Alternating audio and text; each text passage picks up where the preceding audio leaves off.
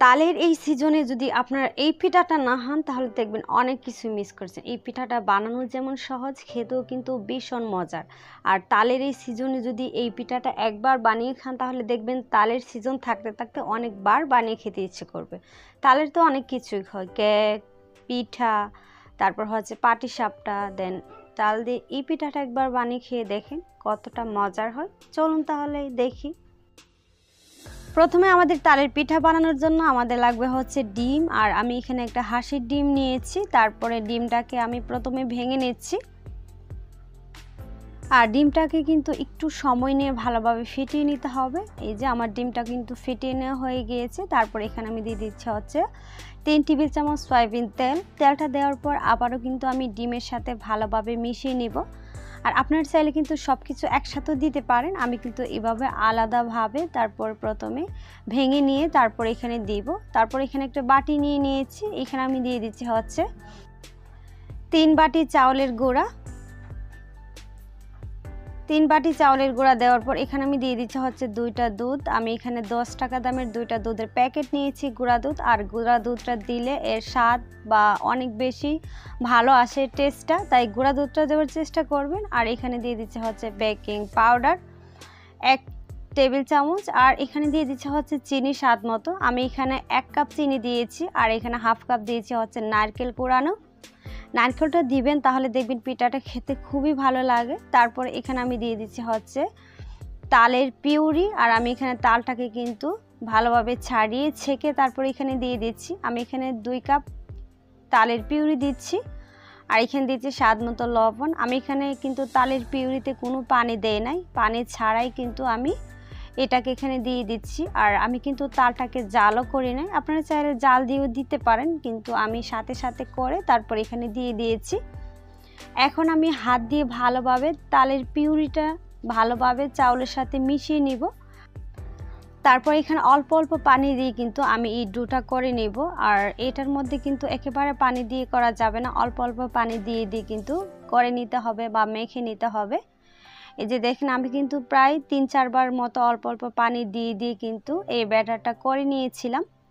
আপনার চাইলে কিন্তু পানির বদলে এখানে দুধও দিতে পারেন, আমি কিন্তু দুধ দেই নাই, শুধুমাত্র পানি দিয়েছি, যেহেতু আমি গুঁড়া দুধ দিয়েছি তাই এখানে কোনো পানি দেই নাই। তারপর যে ডিমটা ভেঙে রেখেছিলাম সেই ডিমটাও কিন্তু এখানে দিয়ে দিয়েছি, কিন্তু আমার ওই ভিডিওটা স্কিপ হয়ে গিয়েছে।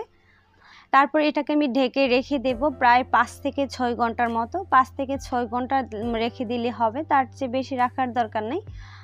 এখন আমি ঢাকনা দিয়ে ঢেকে দিচ্ছি, ঢেকে দিয়ে ফিরে আসবো 5 থেকে 6 ঘন্টা পর। এই যে দেখেন 5 থেকে 6 ঘন্টা পর আমি ফিরে আসলাম। দেখেন ফুলে কতটা ফ্লাফি হয়ে গিয়েছে।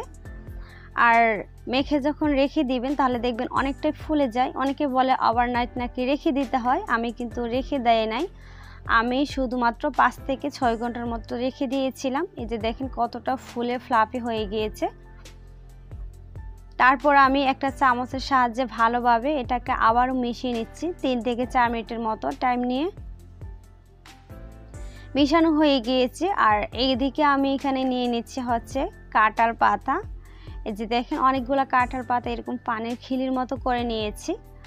তারপর আমি আরেকটা করে দেখাচ্ছি। যে দেখেন 2টা কাঁঠাল পাতা নিয়েছি, আর এগুলা করা একেবারে সহজ, দেখলেই পেরে যাবেন। এই যে দেখেন 2 সাইডে প্রথমে ভাঁজ করে নিয়ে তারপর কিন্তু এখানে কিছু একটা দিয়ে তারপর আটকে দিতে হবে। আমি কিন্তু এখানে খেজুর যে কাটা আছে ওইগুলা দিয়ে কিন্তু আটকে দিয়েছিলাম। এই যে দেখেন কতটা সুন্দরভাবে আর কতটা ইজিভাবে হয়ে যায়। আমি আরও একটা দেখাচ্ছি।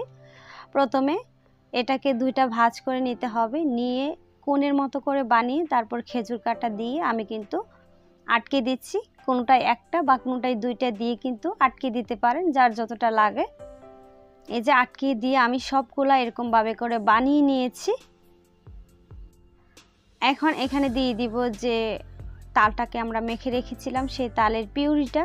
এই যে দেখেন, আর এটা কিন্তু একেবারে ভরে ভরে দেওয়া যাবে না, এরকমভাবে হাফ হাফ করে কিন্তু প্রত্যেকটা দিতে হবে। আর যদি ভরে দিতে যান তাহলে দেখবেন যে হওয়ার পর এগুলা সিদ্ধ হওয়ার পর উঠে যাবে উপরে, তারপর পরে যাবে। এই যে এরকমভাবে আমি সবগুলাকে ভরে নিয়েছি পাতার ভিতরে ভিতরে।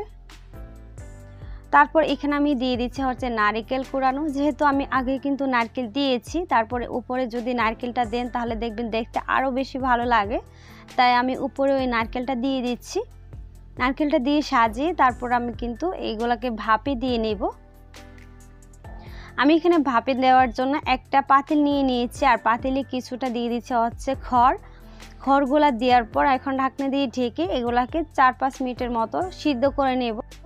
আর সিদ্ধ করে নিলে দেখবেন যে খড়গুলা নরম হয়ে গেছে, আর পিঠাগুলা বা পিঠার কোণগুলা খুব সুন্দরভাবে বসে যাবে। তারপর কিন্তু আমি চুলাটা অফ করে দিয়েছি। অফ করার পর আমি প্রত্যেকটা পিঠার কোণ একে একে দিয়ে দিচ্ছি।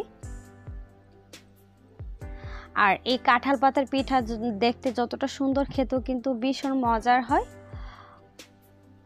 দেখেন এইভাবে একে একে করে প্রত্যেকটা কাঁঠাল পাতার পিঠাগুলো আমি দিয়ে দিচ্ছি। আর তালের সিজন যাওয়ার আগে বা শেষ হওয়ার আগে কিন্তু এই পিঠাগুলো একবার হলেও বাসায় বানিয়ে খাবেন। দেখতেও ভীষণ সুন্দর হয় আর খেতেও কিন্তু ভীষণ মজার হয়।